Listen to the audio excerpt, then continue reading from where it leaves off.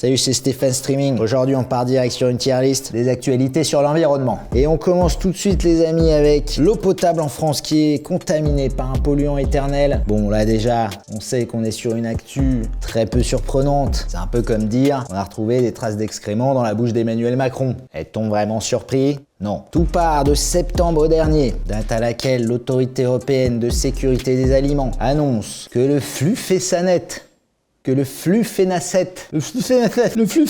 excusez-moi, un herbicide utilisé en masse pour buter les insectes dans les cultures de céréales. Eh bien, le flufénacet, c'est en fait, je vous le donne en mille, un perturbateur endocrinien. Encore une fois, grosse surprise, qu'un produit qui fasse décéder des êtres vivants soit néfaste pour d'autres êtres vivants. Cet herbicide, qui je le rappelle s'appelle le flufénacet, qui n'est aujourd'hui pas contrôlé par nos autorités nationales, contamine les sols et les nappes phréatiques, ainsi que par conséquent l'eau que nous buvons goulûment. Selon Le Monde, si ce polluant était pris en compte dans le contrôle de qualité de l'eau potable à l'heure actuelle, plus de la moitié des Français seraient en train de boire de l'eau non conforme. Par exemple, l'eau qui alimente un tiers de Paris a un taux de 20 fois supérieur au seuil de qualité. Les amis, on est donc sur une actualité, certes assez stressante, puisque je rappelle qu'on est obligé de boire de l'eau dans la vie afin de ne pas décéder. Et en même temps, c'est une actualité assez peu stressante, puisque finalement, on est obligé de boire de l'eau afin de ne pas décéder. Donc bon, qu'est-ce que tu vas faire, j'ai envie de te dire? Boire de l'air? C'est pollué aussi, mon gars, hein. Bref, pour moi les amis, ça part direct en actualité que tout le monde aurait pu prédire sauf Macron. Et on enchaîne avec deux infos pour le prix d'une. L'année 2024 est l'année la plus chaude jamais enregistrée. Et on va dépasser pour la première fois les 1,5 degrés sur une année civile. 2024, année la plus chaude, sûrement parce qu'il faisait pas encore de relevé à l'époque où j'enflammais les dance floors sur de la tectonique. Entre janvier et septembre 2024, la température moyenne à la surface du globe a dépassé pour la première fois 1,54 degrés la moyenne pré-industrielle, selon l'Organisation météorologique mondiale. Autre info plaisir, selon l'ONU, si l'on ne change rien à nos politiques actuelles, on part sur du 3,1 degrés de réchauffement à la fin du siècle, ce qui représente, je le rappelle, énormément de danseurs de tectonique en même temps. Pour moi les amis, on est sur une actualité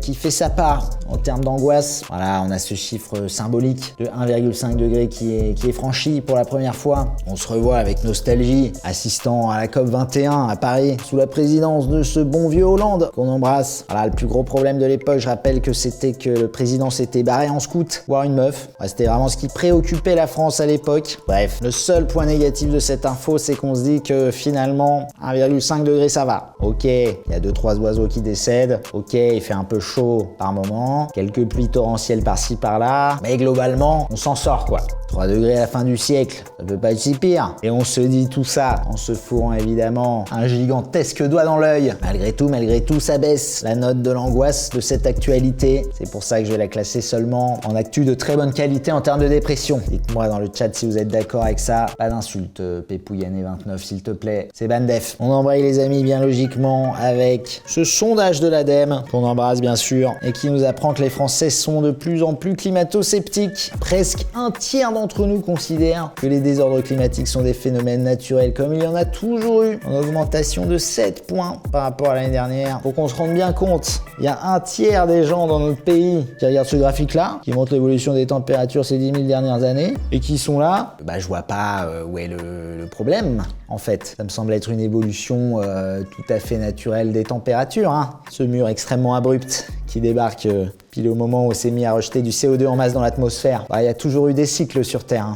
C'est un cycle en Y, mais bon, je vous laisse, je dois aller nettoyer mon SUV et frapper ma femme également. Dans cet ordre, tout à fait, ouais. Bon, on est là sur une actu bien déprimante. Il y a beaucoup de nos concitoyens qui sont complètement teuteux. En plus, ils ont le droit de vote. Donc les fratés, je vais classer ça directement dans l'actu qui donne envie de crever comme un ours blanc famélique sur son glaçon sans aucune hésitation. Qu'est-ce qu'on a ensuite, les amis? En 2024, on n'a jamais autant brûlé d'énergie fossile. Les émissions de CO2 liées à la production et à la consommation de gaz, de pétrole et de charbon augmentent de 0,8% cette année. Alors ce qui est marrant, c'est qu'on se dit naïvement, oui, le charbon, ça fait quand même depuis le 19e siècle qu'on a arrêté, il me semble. Et boum, c'est toujours la première source d'énergie au monde. Les amis, il faut vraiment arrêter de croire que grâce aux énergies vertes, on va pouvoir consommer pareil en polluant moins. Dites-vous bien qu'à chaque fois qu'on a trouvé d'autres sources d'énergie, On les a juste utilisés en plus des énergies d'avant. Notre relation avec les énergies fossiles, on dirait ma relation avec la clope. Et bien sûr que j'arrête quand je veux. Quand même utiliser des petits patchs verts là. Je vais alterner avec la cigarette électronique tout de même. Quelques chewing-gums à la nicotine quand même. Et tu te réveilles avec 14 sources directes de nicotine et t'as jamais arrêté de fumer.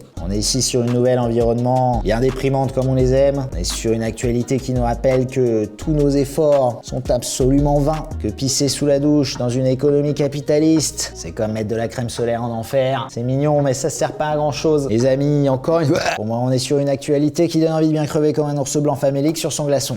Ensuite, qu'est-ce qu'on a? On a le Royaume-Uni qui s'engage à réduire ses émissions de gaz à effet de serre de 81% d'ici à 2035. De la part des types qui ont inventé le charbon. C'est assez osé comme déclaration, mais plus globalement, comme tout ce qui nous vient d'outre-Manche, ça va directement dans on s'en fout. Les amis, on va terminer sur quelque chose d'un peu plus rafraîchissant. La culture de la vigne renaît en Bretagne. Figurez-vous qu'à cause du réchauffement climatique, les températures actuelles de Rennes sont similaires à celles que connaissait Bordeaux entre 1950 et 1980. Du coup, logiquement, les mecs se mettent à faire du vin. Alors ça, pour moi, les amis, c'est une nouvelle très angoissante. Donner des nouveaux moyens de produire de l'alcool à des Bretons, c'est vraiment une des pires choses à faire pour le pays en ce moment-là. Je rappelle que la Bretagne, c'est des mecs qui mettent 3 plaques de beurre dans un four et qui appellent ça un gâteau. Est-ce qu'il faut vraiment leur faire confiance pour produire du bon vin? Non. Je serai intraitable, les amis. Pour moi, c'est une actualité qui donne envie de bien crever comme un ours blanc famélique sur son glaçon. Allez, ciao!